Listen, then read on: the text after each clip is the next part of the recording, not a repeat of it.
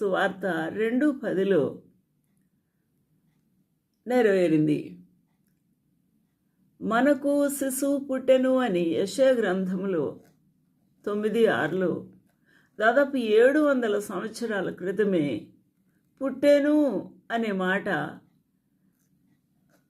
భక్తుడు రచించి ఉన్నాడు.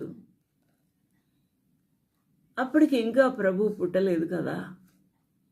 మరియమ్మ గర్భమున పరిశుద్ధాత్మ ద్వారా ఆ ప్రభు ఉద్భవించాలి కదా. అనగా